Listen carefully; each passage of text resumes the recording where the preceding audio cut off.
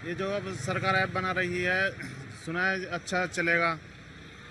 ड्राइवरों को सहूलियत मिलेगी, अपना डाटा जो है सरकार के पास रहेगा, जो है ड्राइवरों को भी सुविधा मिलेगी, पहले से ज़्यादा अच्छा हो जाएगा। एक ऐप और बन जाएगा तो सरकार से सीधा जुड़ेंगे, ड्राइवरों को और कस्टमर को भी सुविधा रहेगी, इससे बहुत फ़ायदा हो जाएगा। हाँ, कभी कभी ज़्यादा कटता है, कस्टमर से ड्राइवर को कम मिलता है पैसा, कभी कम ज़्यादा होता है तो हो सकता है ज़्यादा मिल जाएगा।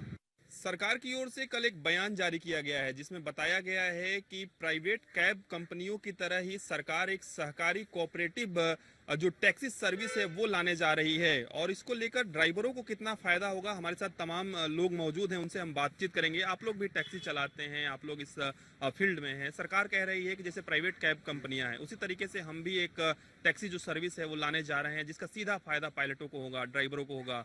तो इस फैसले को आप लोग किस तरीके से देखते हैं?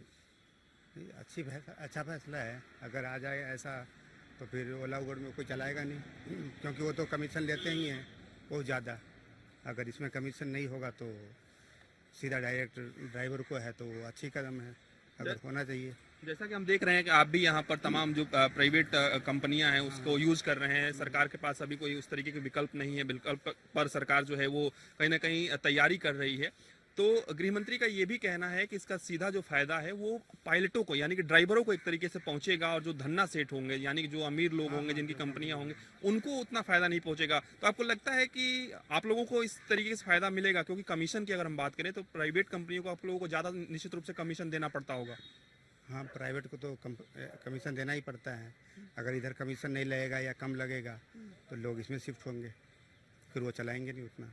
अच्छा, आप तो यात्रा करते हैं, अगर हम एवरेज माने तो कितना तक कमीशन देना होता है? मान लीजिए कि 500 का किराया है या 400 का किराया है, तो 400 किराए पे अगर हम बात करें तो लगभग कितना प्राइवेट कंपनियों को आप लोगों को कमीशन देना पड़ता है? अब टैक्सी का, ऑटो का, सबका अलग अलग है, मोटरसाइकिल का भी अलग अलग है।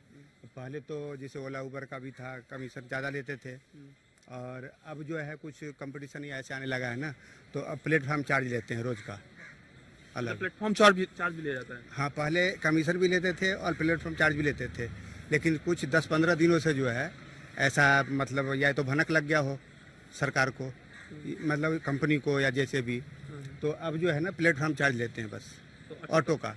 और कैब में तो लेते हैं मतलब कमीशन जो है। तो कितना प्लेटफॉर्म चार्ज लेते हैं ये कंपनी लगभग अगर हम बात करें तो? कम से कम 19 रुपये है पर डे का? पर डे का, हाँ। एक कंपनी चार्ज लेती है इतना? हाँ हाँ, एक कंपनी उबर जैसे है तो 19 रुपये पर डे का मतलब चार्ज है अभी। कम कमीशन मिलाती है तो इससे फायदा? कमीशन हो या नहीं कमीशन हो, ना कमीशन हो या इससे कम कमीशन हो, तो कुछ तो फायदा होगा ही।